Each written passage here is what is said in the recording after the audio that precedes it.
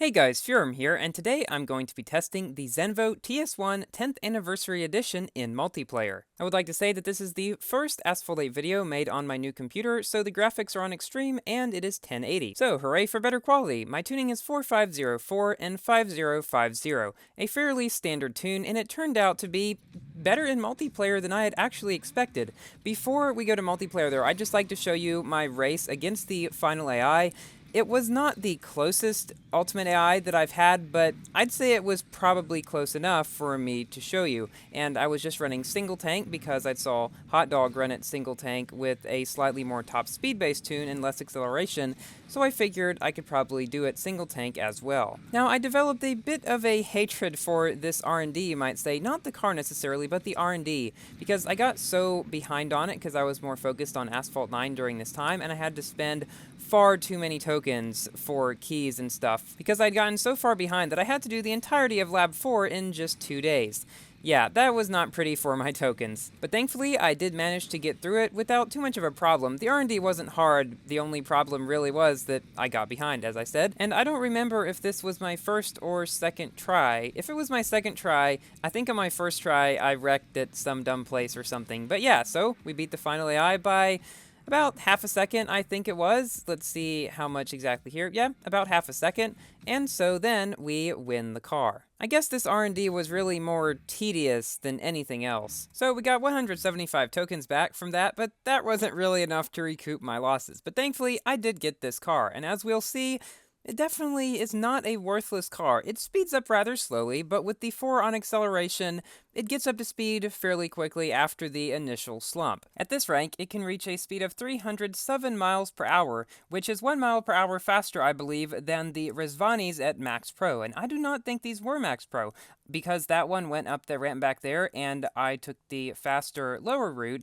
I'm able to get ahead of him. However, as you can see, he is right there behind me. And keep in mind, the Rezvani has pretty much better everything else than this car. Even though its drifting radius is rather wide, it's still manageable in most cases. However, here, this guy catches up to me, almost pushes me to the side. Somehow I managed to escape it, not exactly sure how, but he goes up a ramp, thus slowing him down and allowing me to pull into first position. And I believe the Apollo that was back there passes him not too far back, and the Apollo comes in second. We beat a Max Pro Apollo IE with a not Max Pro Zenvo TS1. Not bad. Now for an extremely close race between me, a Homage, and an MP425, who of course starts up a lot faster than me at the beginning, and so does the Tryon. However, the Homage doesn't actually start up faster than me, which is interesting. This car's acceleration may not be quite as bad as I thought it was. Then again, I have 4 on it, but still, people were saying it was extremely bad. It's not that bad. Its handling is really good. Its drifting is not the greatest, but it's not the worst either. And the nitro efficiency, while not being very good, is definitely not the worst in the game. So this car really does not deserve the extremely bad rap that it gets. It is halfway decent in multiplayer as well, as you can see in this video. So if you have this car, you might want to take it out for a spin if you have a free race. You might be surprised, as long as you tuned it right. At this point, we are pretty much neck and neck with this MP425. Now the MP425 at Max Pro even does not go as fast as this car at this rank. It's like 3 miles per hour slower or so. However, it does have pretty much better other stats. So I'm honestly quite surprised that I was able to catch up and beat this guy. And is it just me, or does extreme graphics make everything look brighter? I don't know, it just seemed that way at the end of that race there. So we beat a fully pro'd out MP425 as well as a Max Pro Homage. Not bad. So now for an interesting race on Barcelona against 2 Apollo IEs and 1 X2, and one other car, the Tryon Nemesis I believe it is, which, to be honest, is really not a great car anymore. I really want to Max Pro it at some point and test it out just to see if it has any kind of proficiency whatsoever anymore, but unfortunately it is extremely expensive, and I'm currently right now farming for the 720S World Tour.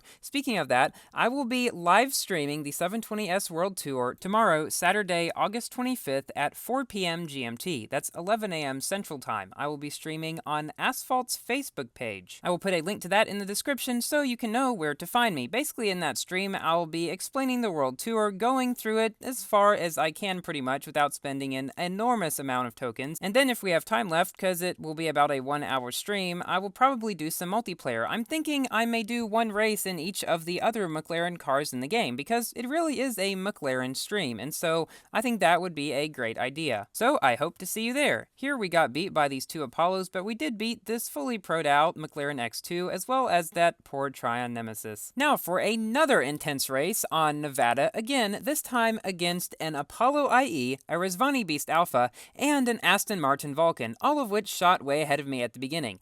We are the only 4 cars in the race, actually. I know I've talked about this a lot in a previous video, but it's definitely worth mentioning again. If you can learn to take the turns extremely well, better than the other people, that will give you a big advantage in Asphalt 8, more so than almost anything else you can learn to do. So this car ahead of me right now is the Rizvani Beast Alpha. As I said earlier in the video, that car can reach a maximum of 1 miles per hour slower than what my car is going right now.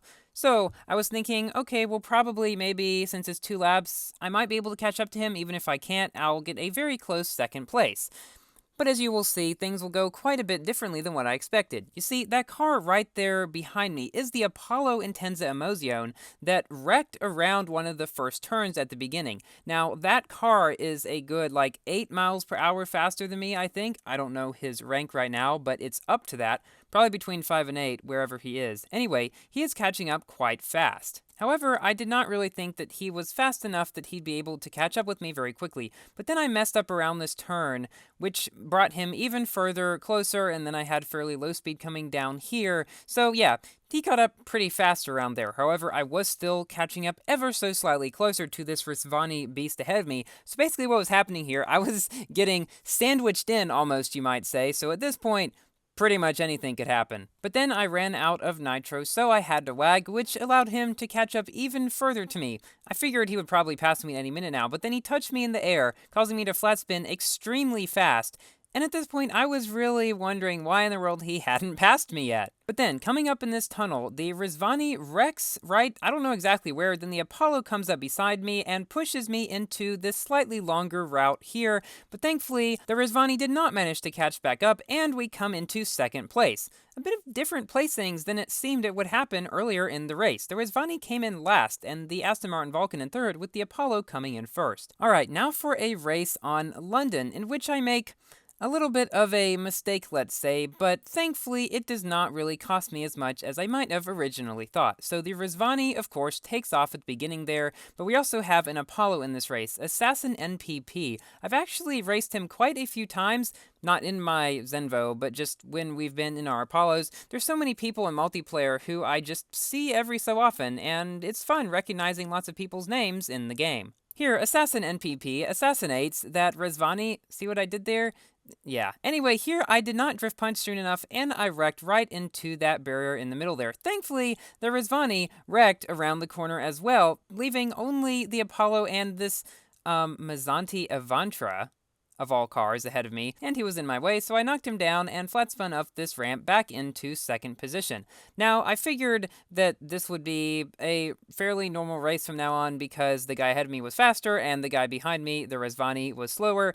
And so if I didn't make any more mistakes, I would just end up in second position. Not a big deal. That's one thing I found in multiplayer races. If you are pretty much stuck in second position with the first guy way ahead of you, like off the map, don't do risky things. Just accept your second place, because if you did something risky and it didn't pay off, you could very easily drop back into third for no reason. So here we got beat by the 1695 Apollo, but we did beat a 1688 Rizvani Beast Alpha. I do plan to test the Rizvani around this rank, and I know a lot of people have asked me to do it. I'll probably do it at a rank of either 1680 or 1685. So in this race, I got knocked down at the beginning.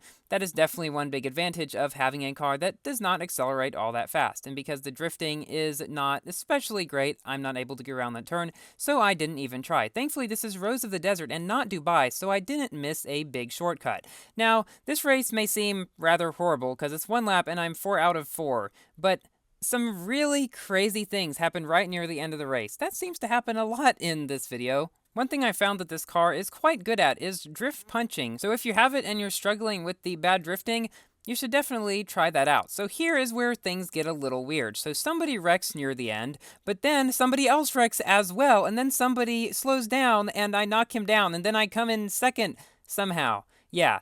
That was a lot of craziness there. I think one guy wanted to take a selfie or something, but I have no idea what in the world the other guy wrecked on. So now for our final race, which is on Tokyo against an Apollo Intenza Emozione, two of them actually, as well as a Carrot Car in X2, and an Asterion, but yeah, let's not worry about him. I had a bit of trouble around the first turn, but I recovered from it, and now I'm doing just fine. So, the thing is about this car, you've probably noticed it has a higher rank than pretty much all the other cars I test, 1728. That's because it has a very high starting rank, above 1600. And in my testing, since I've been free racing, I can't risk points, and thus I have been facing some max pro cars.